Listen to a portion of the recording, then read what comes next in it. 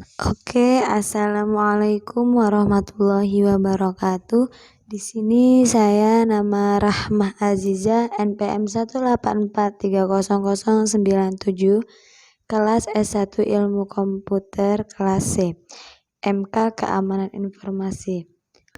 Oke, di sini bapaknya telah memberikan 2 link dan di situ kita suruh merangkum dan membuatnya PPT. Yang di sini yang bisa saya simpulkan dari kedua video tersebut yaitu tentang waspada maling data pribadi. Nah, di sini maling data pribadi bisa siapa saja, mulai dari pengelola fintech, perbankan maupun oknum lainnya. Apa saja kecerobohan yang membuat data pribadi Anda bocor dan bagaimana cara mencegahnya? Nah, di sini yang termasuk data pribadi ini adalah sejumlah hal yang termasuk data pribadi kita, yaitu yang pertama, nama lengkap, dan yang kedua, nomor HP, nomor 3, alamat, yang keempat, emergency konteks, kelima, karena kakak, keenam, KTP, ketujuh, nama ibu kandung, ke-8, foto selfie, dan ke-9, slip gaji, dan yang 10, nomor rekening. Penyebab data pribadi kita bisa bocor yaitu yang pertama yang sedang booming-boomingnya sebuah aplikasi pinjol atau pinjaman online yang termasuk itu tuh ternyata aplikasi yang tidak dikelola dengan baik dan aman sehingga mudah untuk diretas para hackers.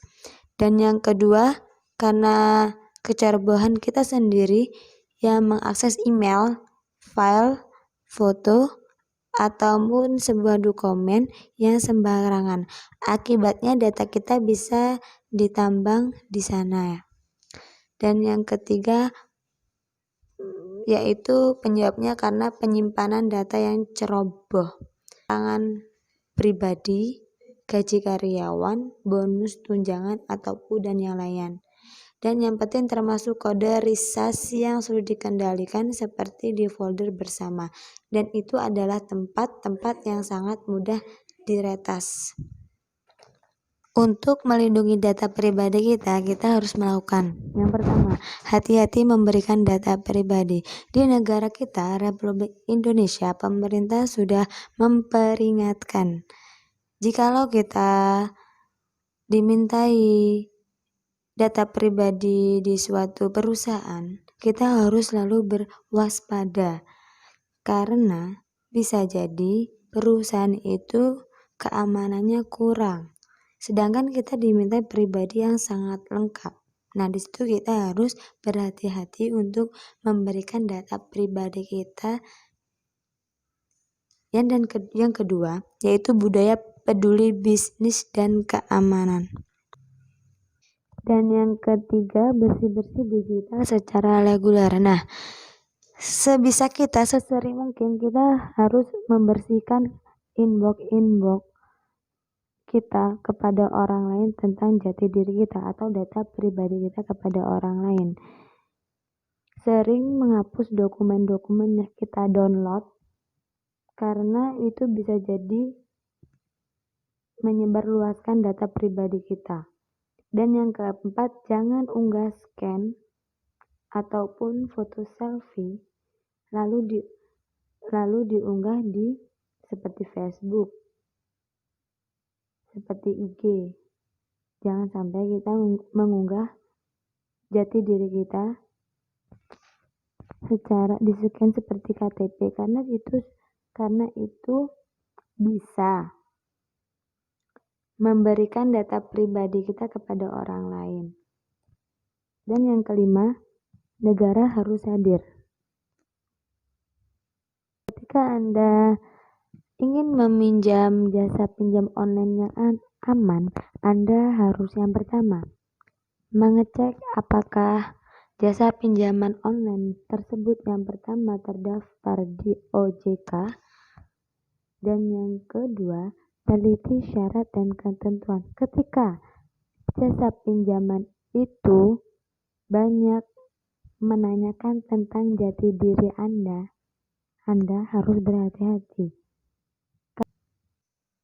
Dan yang ketiga, waspada dengan permintaan data akses di ponsel. Karena ketika jasa pinjaman online itu meminta akses ponsel Anda, itu bisa membahayakan Anda karena di situ Anda bisa diketahui tempat tinggal Anda di mana, pokoknya kapan saja Anda di mana. Kalau diminta akses di ponsel itu jangan sampai Anda memberikannya secara cuma-cuma. Itu Anda harus teliti. Kedaulatan dan perlindungan data privasi. Yang pertama, national interest. Yang kedua, international obligation. Dan yang ketiga, regional obligation. Selanjutnya, kepentingan nasional. Kepentingan nasional yang ada di Indonesia, yang pertama, negara hadir untuk melindungi dan memberikan rasa aman.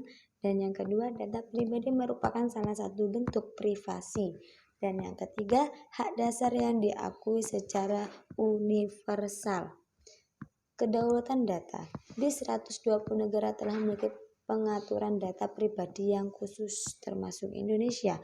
Dan yang ketiga, karena dipengaruhi pengatur Uni Eropa. Dan yang ketiga, General Data Protection Regulation. Dan yang selanjutnya yaitu konsepsi privasi, yaitu privasi yang pertama karena budaya, dan yang kedua fundamental rights, yang ketiga international law region state prestige, dan yang keempat pengaruh perkembangan konsep perlindungan privasi data pribadi itu sudah tercantum dalam pasal 28 UUD 1945 ayat G, yang isinya setiap orang berhak atas perlindungan diri pribadi, keluarga, kehormatan, martabat, dan harta benda yang dibawa kekuasaan. Dan yang kedua, kemajuan teknologi informatika dan komunikasi. Dan yang ketiga, data pribadi dapat diakses, dikelola, disebarluaskan kepada pihak